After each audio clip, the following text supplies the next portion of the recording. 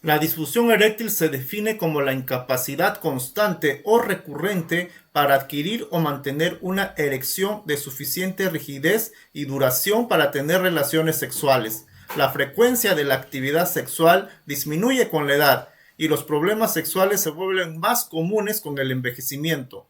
Un 18% de los hombres de 50 a 59 años presentaría disfunción y un 37% en los hombres de 70 a 75 años. La disfunción eréctil es común en hombres que tienen las siguientes enfermedades, por ejemplo, la hipertensión arterial, la cardiopatía isquémica y la diabetes mellitus. Y la prevalencia de esta disfunción eréctil va a ir aumentando con la edad. Aunque la disfunción sexual es más común en hombres mayores, también afecta a hombres más jóvenes, como por ejemplo de 18 a 25 años.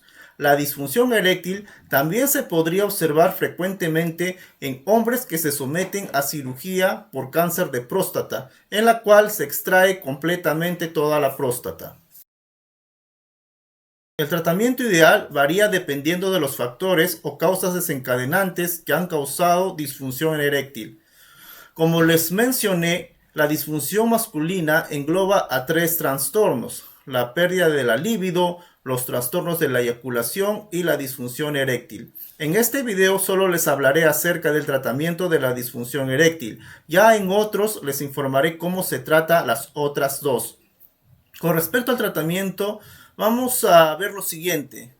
Primero deberíamos identificar la causa del mismo, incluidos medicamentos como por ejemplo antidepresivos o agentes antihipertensivos que pueden estar causando o contribuyendo a la disfunción eréctil. El uso de medicamentos antiinflamatorios no esteroideos, es decir, los AINES, no se ha asociado con el riesgo de disfunción eréctil. Será importante identificar factores de riesgo cardiovascular, pero además de eso, tratarlos. Entre ellos tenemos los siguientes: el tabaquismo, la obesidad, hipertensión arterial y las dislipidemias. Medidas de estilo de vida saludables y el uso de fármacos para tratar los factores de riesgo a veces son eficaces para la prevención y tratamiento de la disfunción eréctil. Con respecto al uso de fármacos que actúen directamente para el tratamiento de la disfunción eréctil, les voy a mencionar los siguientes. Los inhibidores de la fosfodiesterasa 5 será el tratamiento inicial para hombres con disfunción eréctil debido a su eficacia, facilidad de uso y el perfil favorable de efectos secundarios.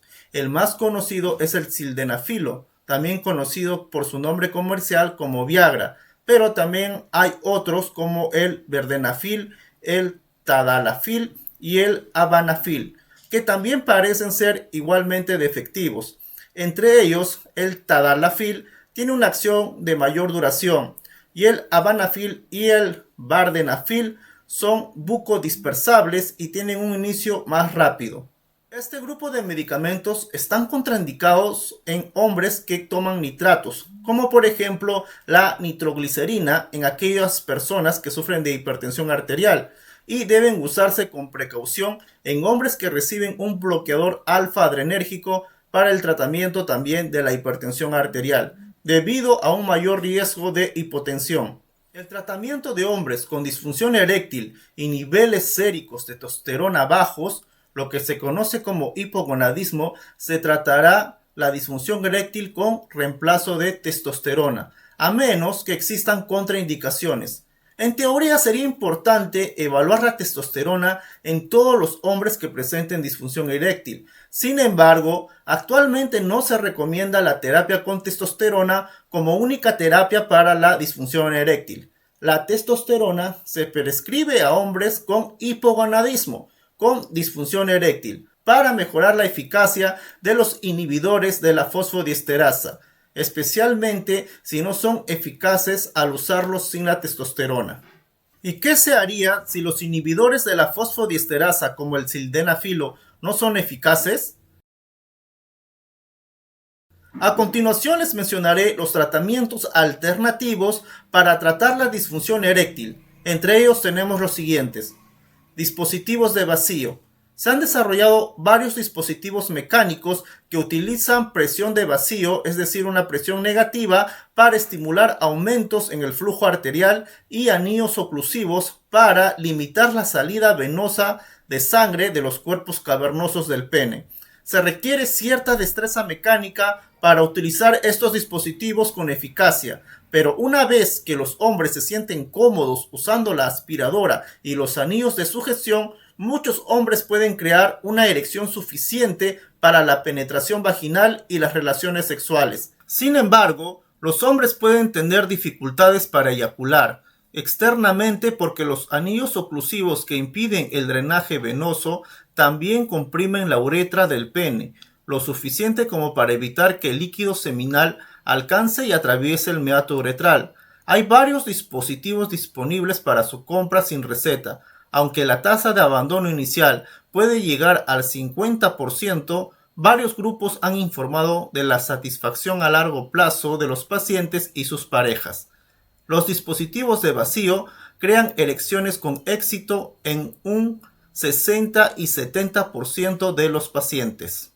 También hay medicamentos que se inyectan directamente en el pene. A continuación les hablaré acerca de ese tema. El medicamento que se va a autoinyectar en el pene, es decir, el mismo sujeto se va a inyectar el medicamento en el pene, es una sustancia la cual pues se denomina alprostadil, que contiene prostaglandina E1 y papaverina como terapia de segunda línea para inducir la erección. Bueno, no te olvides que si te está gustando este video, darle me gusta, suscribirte al canal y compartirlo, y así de esta manera yo seguiré subiendo más videos para poder ayudar a las personas en el mundo. Y si este tema te interesa bastante, deja tu comentario ahí para hablar de más temas relacionados a las disfunciones sexuales en hombres, ya que es un tema que es muy poco tocado quizás por vergüenza de los hombres, pero es un tema que afecta a muchos de ellos. El sistema nervioso simpático normalmente mantiene el pene en estado flácido o no erecto. Los fármacos vasodilatadores, cuando se inyectan en los cuerpos cavernosos del pene, inhiben o anulan la vasoconstricción simpática, es decir, impiden que los vasos sanguíneos se cierren, y al producir esto harán que estos vasos se dilaten y la sangre pues pueda fluir con mayor facilidad. De esta forma actuarán como vasodilatadores directos del músculo liso.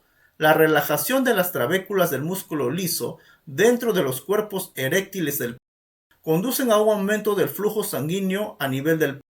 El aumento del flujo de sangre va a ingurgitar los espacios sinusoidales de los cuerpos cavernosos del pene con una presión suficiente para comprimir las venas emisarias que normalmente drenan la sangre del pene. La combinación de un flujo arterial acelerado y un flujo venoso impedido desde los cuerpos cavernosos va a crear una erección que se va a mantener durante el tiempo necesario para la relación sexual. Otra forma de tratar esta disfunción eréctil será a través de la administración a través del interior del pene de otro medicamento. A diferencia del medicamento anterior, este no se va a administrar con una jeringa directamente hacia el pene, sino que la sustancia se va a administrar hacia el interior de la uretra, es decir, hacia el interior del pene. La administración intrauretral del alprostadil, que es la prostaglandina E1, proporciona una alternativa, como ya les mencioné, menos invasiva a la inyección intrapene. Después de la inserción del alprostadil en la uretra, se masajea el pene durante hasta 1 minuto para asegurar una distribución equitativa en los cuerpos cavernosos. Las dosis incluyen de 125, 250, 500 y 1000 microgramos. Aunque esta opción es menos invasiva que las inyecciones en el pene, parece ser menos efectiva que las inyecciones en el pene. También causa dolor en el pene y sangrado en muchos hombres. El principal factor limitante para el uso de este medicamento es el costo. Los efectos sistémicos fueron poco comunes, pero algunos hombres experimentaron dolor en el pene. La administración intrauretral de alprostadil no deben usarse en aquellas personas que sufran de enfermedad de anemia de células falciformes o rasgo de esta enfermedad. Además, este medicamento no se debería utilizar en aquellas personas que sufran de leucemia, problemas de médula ósea, por ejemplo el mieloma múltiple u otras afecciones que pueden aumentar el riesgo de una erección dolorosa y prolongada, lo cual se denomina priapismo. Tampoco debe usarse en hombres que tienen un pene deformado u otros problemas específicos del pene, como por ejemplo la enfermedad de Peyronie o las fibrosis que hay a nivel del pene. A menudo se sugiere probar primero un dispositivo de vacío porque no es invasivo y menos costoso que las otras opciones. Y por último, otra terapia sería pues la quirúrgica, en la cual va a consistir en la implantación quirúrgica de una prótesis de pene para hombres que no pueden usar los tratamientos de primera y segunda línea o que no han respondido a esas terapias. Rara vez se requiere la revascularización del pene, pero puede ser beneficiosa en hombres con flujo arterial deficiente a los cuerpos cavernosos. Con respecto a hombres con depresión o ansiedad, es necesario la psicoterapia sola o en combinación con fármacos psicoactivos en hombres podría restablecer la disfunción eréctil. Muchas gracias a todos, espero que les haya gustado este video. Si este video llega a los 200 likes, les haré un video acerca de los trastornos de la eyaculación, por ejemplo, la eyaculación precoz. Gracias y hasta un nuevo video.